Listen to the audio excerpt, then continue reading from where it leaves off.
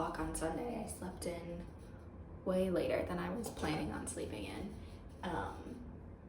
But I was out late last night and I didn't get to bed until late. So I'm gonna let it slide this one time. I am just getting ready for the day. I have a lot to do. I have a couple of assignments that I need to finish up, and I need to complete reset my room. I had the flu this whole week, so I just need to wash my sheets, wash my blankets,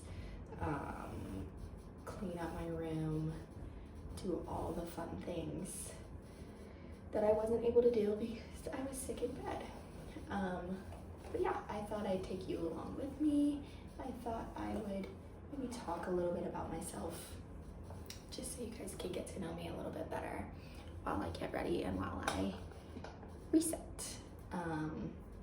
My name is Mackenzie, obviously.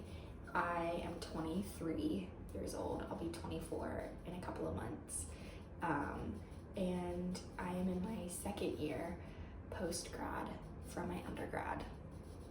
My undergrad, I studied special education at a really small state school in Georgia, and it was an amazing experience. I loved every second of it. And it was honestly the perfect school for me. I wanted a really small school because I just get overwhelmed with big crowds. I feel like if I went to UGA or another big SEC school, I would have gotten really overwhelmed with just the sheer amount of people and the sheer amount of things that are happening.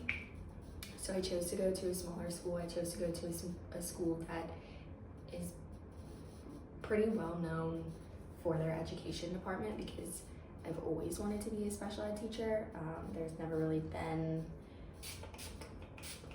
another option for me of what I wanted to do in the future and what I wanted to do for a career. And I was really lucky. I met a lot of really amazing people. I had a lot of really amazing professors and student teaching opportunities that have led me to where I am now. I was in a sorority when I was in college, and I have a hard time talking about it, not because it was a terrible, horrible experience, but I think there are pros and cons to literally anything that you can do at any time, not just in college. But I get a lot of questions from people that I meet when they find out that I'm in a sorority, because I think I don't always strike people as the type of person to be in a sorority or have been in a sorority. So when people find out that I'm in one, I think they find it really interesting. But yeah, like I said, I went to a really small school, and I am 23, so I graduated high school during the COVID pandemic when everything was in total lockdown from the COVID pandemic. And then I went to college, and it wasn't as closed off and as restricted as it was when I was in high school. When it was first happening, it was still not as fully open. You couldn't do as much everything. You still had to wear your masks, and which is what we should have all been doing anyways. And so everything was kind of just very limited in what you could do. So my first semester, I didn't join a sorority. I tried to join a couple of clubs, but they were all online. It was just really hard to make connections with anyone. So spring semester came around, and I was like, you know what? I'm just gonna see. I'm gonna see what happens. So I joined a sorority. I really did love it, and I loved the people that I met. Some of my best friends in the entire world I met through my sorority. But I do think that being in a sorority, you kind of get sucked into a lot of things.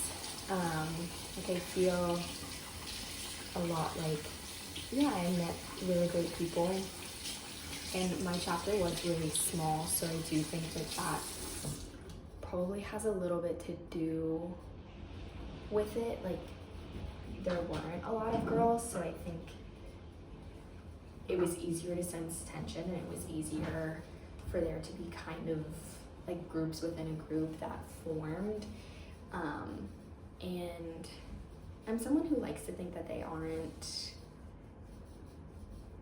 like, that they kind of go against the status quo, or that they don't group with themselves, but that's just like not true for who I was when I was in the sorority. And I do think that it kind of let itself take over, or I let it take over, and I just kind of found myself kind of becoming someone that I wasn't really. And like, don't get me wrong, I love drama. I'm a girl, everyone loves drama, but I think I let the drama like take over, and I didn't like use my head, and I'm not being very eloquent about this.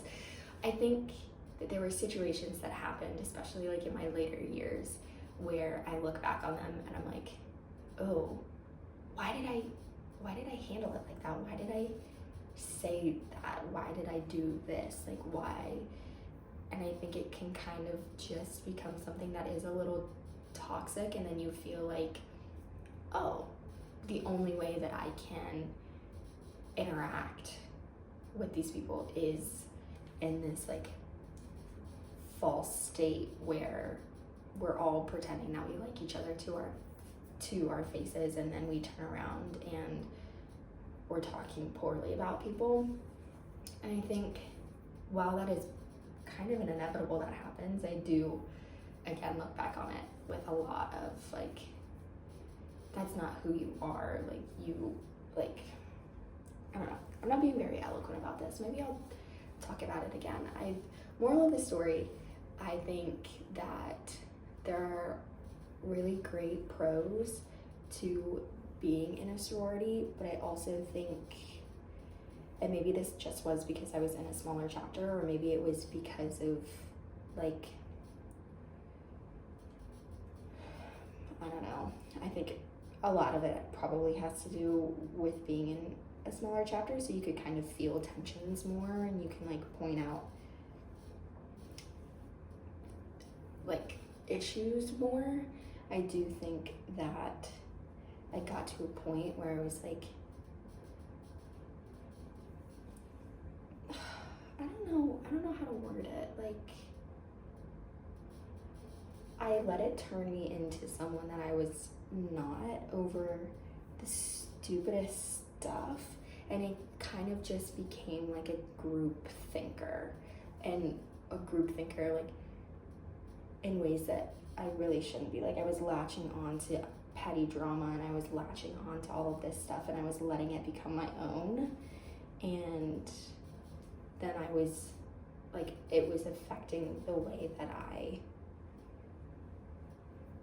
at least, I don't even know if it did. Like, I always strive to treat people with respect and with kindness, but I think even if you're doing that to someone's face, and then you're turning around and you're being in spaces where people may not be doing that behind closed doors, and you're allowing it to happen, then you are complicit in that.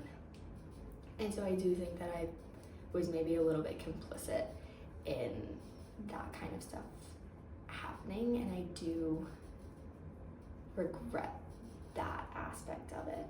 Like, I wish that I had realized sooner that it was turning me into someone that I was not, and I was allowing things to happen that I would never allow to happen normally, because I was inflating everything that was happening in the sorority. Like, everything was a dire situation, and that's just like not the truth. But yeah, I don't know how much of that made sense. I will never regret being in it, but I will regret what I let it do to me. Like I will regret that I think complicit is the best word, and maybe even sometimes an active participant. And I think that is what I regret. I will never regret the people that I met. I'll never regret the experiences that I had, and I'll never regret the friendships that I made out of it, but I will regret that I didn't always carry myself with grace, and I didn't always carry myself with dignity, and I let the mindset of the sorority of like everything is life or death situation, and we have to have these huge reactions, and if someone doesn't agree with us or someone isn't exactly like us in the sorority, then like that whole thing, I do regret letting myself get caught up in that. And I really, really wish I could go back and like shake myself and be like, this does not matter as much as you think it matters. Like, realize that it doesn't, please. You're gonna be so much better off for it. But yeah, that was a really long tangent. I just brushed my teeth off camera because that's not something that anybody needs to see. And then I'm gonna try out these the Perfect Pick Me Up for Tired Eyes eye patches from Hero. I've never used eye patches before. I've used face masks before, but I always get really, really bad like dark circles under my eyes, especially when I'm tired. Ooh, stop that. Okay. So we're gonna see what they're all about. If I can figure out how to open them. Dear Lord. Oh, okay, here we go. Maybe not. My nails are getting way too long. I need to get them done. What was I saying? Yeah, so I was in a sorority in college. We all know. I am currently getting my master's, also in special education. I am about halfway through. I have this, oh, these are really big. I have this spring semester left, which the spring semester is like halfway through, maybe. And then I have another summer semester, and then I am done with my master's, which is very exciting. I feel like I have learned a lot, and it is, I mean, it's all just pedagogical classes, which is really nice because that's the kind of stuff that I really care about. Not that the core classes that I took in undergrad weren't important, but like I want to know the stuff that I need to know to best serve my students, and that's what I'm learning right now, which is very exciting. Let's see, what else? I am a huge reader. I absolutely love to read. I read probably a book a week, depending on the book. My most recent book that I just finished reading was The Handmaid's Tale, and it was, I mean, what a mental trip. I feel like I was writing in the margins the entire time because Margaret Atwood, the author of The Handmaid's Tale, talked about how everything that happened in the book, she drew inspiration from an actual historical standpoint of something that has happened, whether in the United States or around the world before. And there were times where you could very closely see like oh, this is drawing direct impact from this, or this is drawing from this. And so I felt like I was just scribbling down. That's definitely going to be a book that I let settle and then go back to in a couple of months to see if I can draw more meaning from it. But I would definitely recommend it if you haven't read it and you're interested in those sort of books.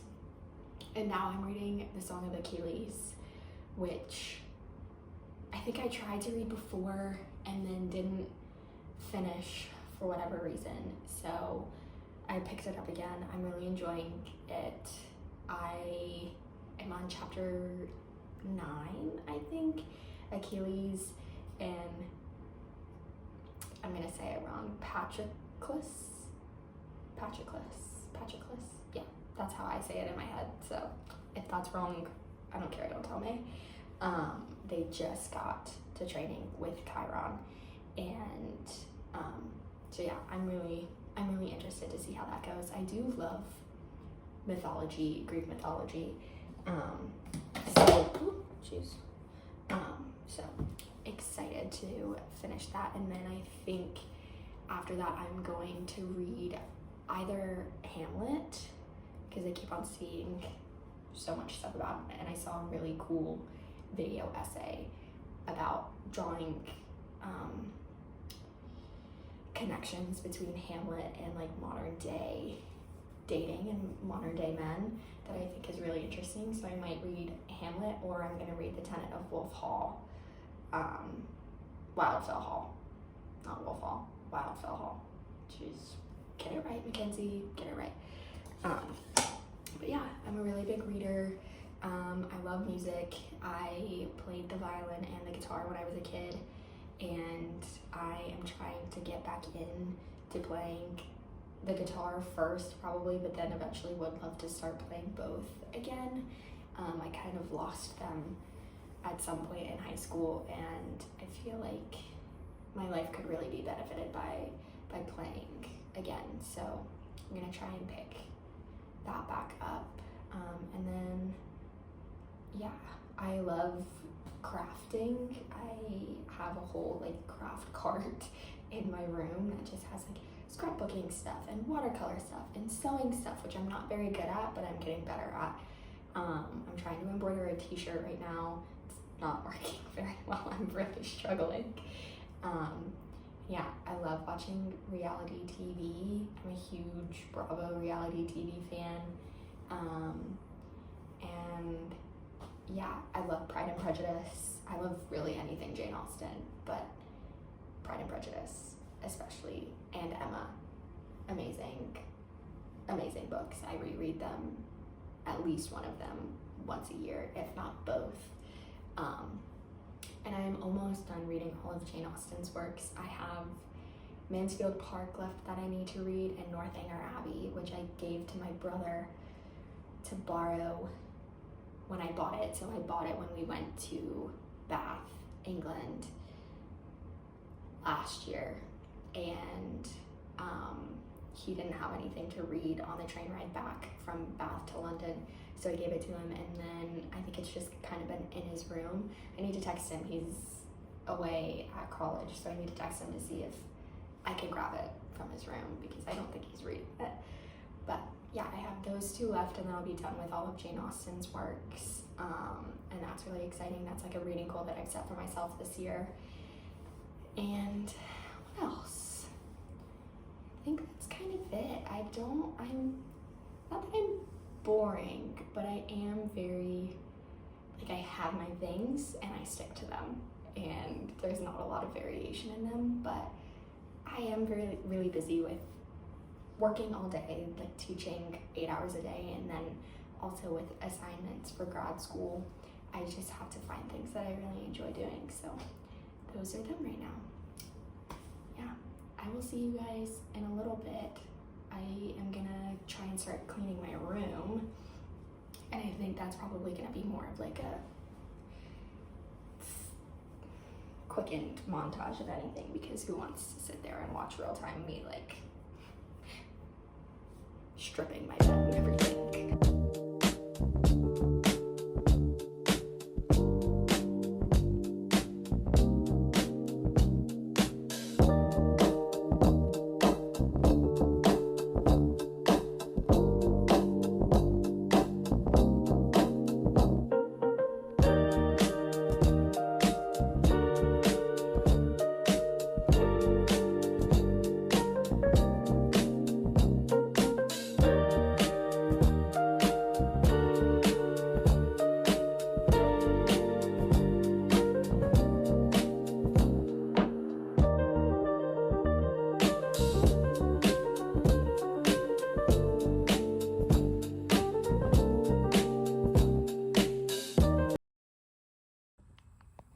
Okay, we're like partway through a little reset. I have stripped my bed of all of my sheets.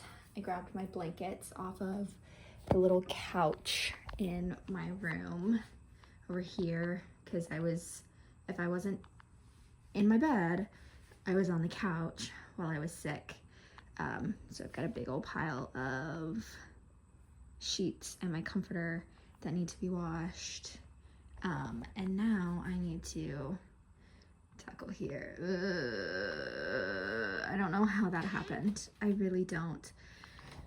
Because normally, like, I don't even have enough laundry to fill up one laundry basket, and now all of a sudden it's overflowing, and it's just really driving me crazy. So I'm going to put this stuff away because it needs to go away, and then I'm going to separate out my laundry between like sheets and towels and clothes that need to be washed. And then I'm gonna start my laundry and then probably vacuum and dust, do all the things. And then I also have homework. I have a couple of assignments that I need to do, that I need to turn in. So I really need to, I need to focus.